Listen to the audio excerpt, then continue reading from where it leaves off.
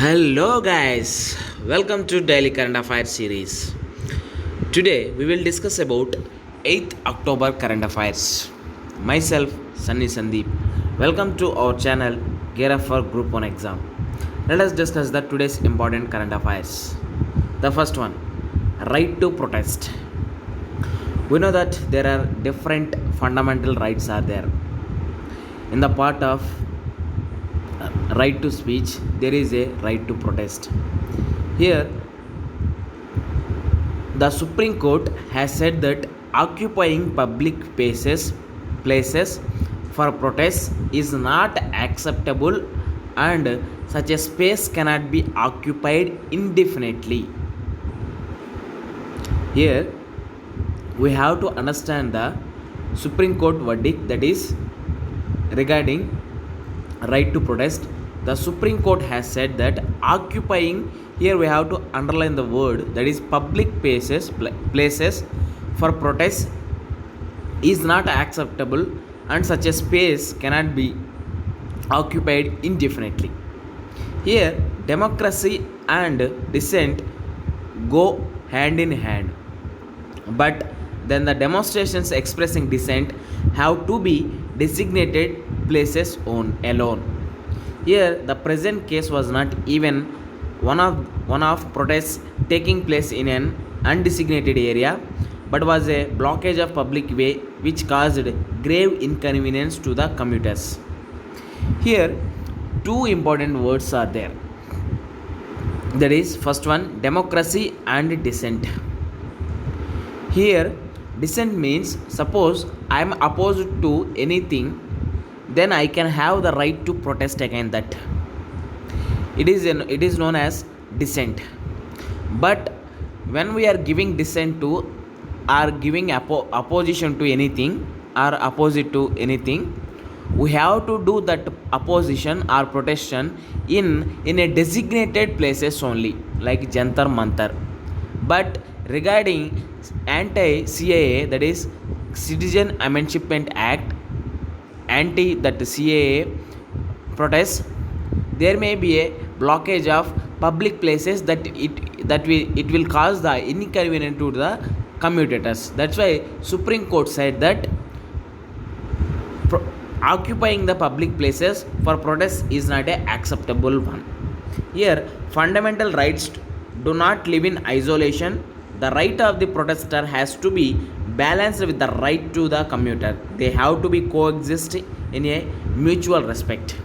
Here we have to see as a one person as a in two different manners.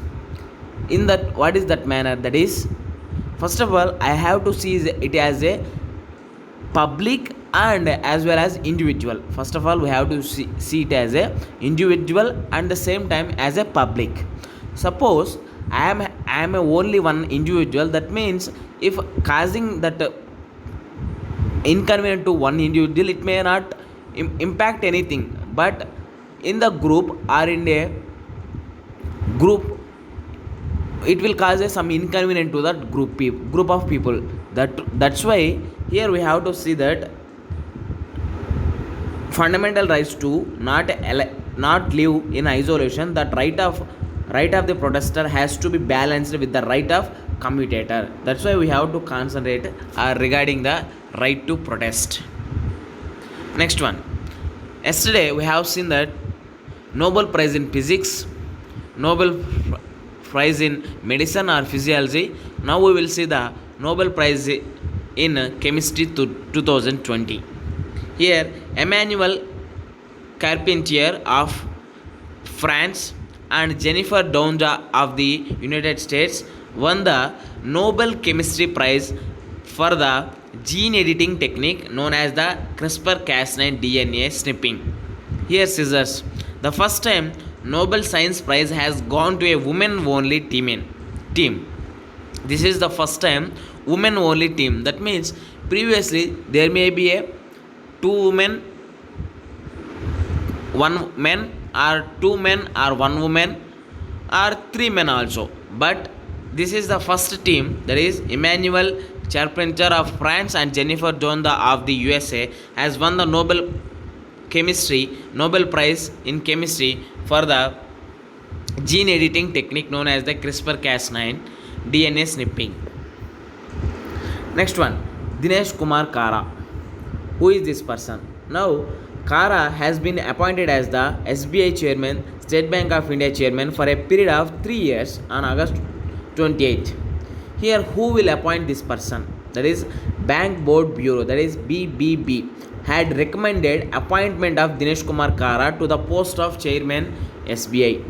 Here, on the recommendations of Bank Board Bureau, government will appoint this Dinesh Kumar Kara as the chairman of SBI. He was the instrumental in merging 5 associate banks and Bharatiya Mahila Bank with SBI effective April 2017. We have seen that there is a merger of 5 SBI associate and Bharatiya Mahila Bank with SBI. It is effecting from 2017. Here, State Bank of India is an Indian multinational public sector bank headquartered in Mumbai. That's why this appointment, that is Dinesh Kumar Kara, has a play in our appointments. Next one, Stockholm Convention. Here, this Stockholm Convention is related to pollution or environmental pollution. Here it is regarding on the POPs, that is persistent organic pollutants. Here the Union Cabinet has approved the ratification of 7 chemicals listed under Stockholm Convention on persistent organic pollutants, that is POPs.